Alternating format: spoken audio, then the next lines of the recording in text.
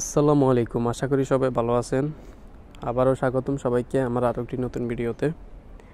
তো আজকের এই ভিডিওটি হচ্ছে যে আপনারা জানেন, আপনারা গত 9 সেপ্টেম্বরে গণ অবস্থান কর্মসূচি পালন করছেন। যারা ইতালির জন্য নৌল ওস্তাদ জমা দিয়েছেন এম্বাসিতে, আপনারা নৌল ওস্তা না পাওয়াতে, নৌল ওস্তার মধ্যে ভিসা না লাগাতেই আপনারা গণ অবস্থান কর্মসূচি পালন করছেন, যেখানে আপনাদেরকে জানুয়ারি বা ফেব্রুয়ারির মধ্যে সব কাগজ দেওয়া তো সম্ভব না, পসিবল না।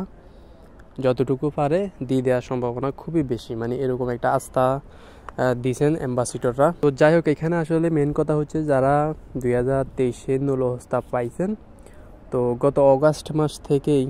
গত বছরের অগাস্ট মাস থেকেই 2023-এর যতগুলো নৌল ওস্তা জমা দিয়েছেন, বেশিরভাগ নৌল ওস্তায় কিন্তু তারা আটকিয়ে রাখছে। এই কাগজগুলো কিন্তু না দেয়াতে অনেকেই অনেক ভোগান্তিতে পড়ছেন। বিশেষ করে যারা মধ্যপ্রাচ্য দেশগুলো থেকে গিয়ে জমা দিয়েছেন, তারা তো আরও বেশি সমস্যার মধ্যে পড়ছেন। তো যাই হোক, এখন আমার এই ভিডিওতে কথা হচ্ছে যে আপনারা জানেন, যেহেতু তারা বলছে তারা ভিসা দিয়ে দিবে, অলরেডি ওরা কিন্তু কার্যক্রম অলরেডি শুরু করছে। কেমনে বুঝলাম সেটা হচ্ছে যে আপনারা জানেন আমাদেরও কিছু কাগজ অ্যাম্বাসিতে জমা আছে গত অগাস্ট মাস থেকে 2023-এর। তো আমাদের একটা মালিকের দিতা বলতে এখানে ইতালিতে দিতাই বলে, আর এমনিতে হচ্ছে যে একটা নামের উপরে বা একটা কোম্পানির উপরে 15-20টা বা 30টার মতো কাগজ জমা দেওয়া যায় বা কাগজ সেন্ড করা যায়। তো ওই কোম্পানির উপরে হয়তো 5টা কাগজ উঠছে, 5টা নৌল ওস্তা উঠছে।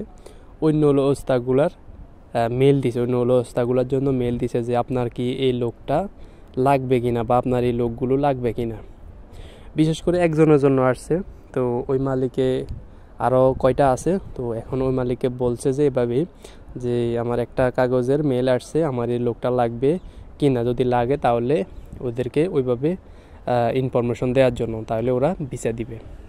তো এখন ম্যাক্সিমাম উকিল দিয়ে করুক বা মালিক দিয়ে করুক, এম্বাসি থেকে এরকম মেল দেওয়া হবে। মেল দিলে আপনারা কনফার্ম করবেন। তো আমার এই ভিডিওতে আসলে কথা হচ্ছে যে আপনারা এটার প্রতি লক্ষ্য রাখবেন, কখন মেসেজ দেয় বা কখন মেল দেয় মালিকরে, যার মাধ্যম দিয়ে কাগজ উঠেছেন তার সাথে আলোচনা করবেন, তার সাথে যোগাযোগ রাখবেন। তো সবাই ভালো থাকবেন, আল্লাহ হাফেজ।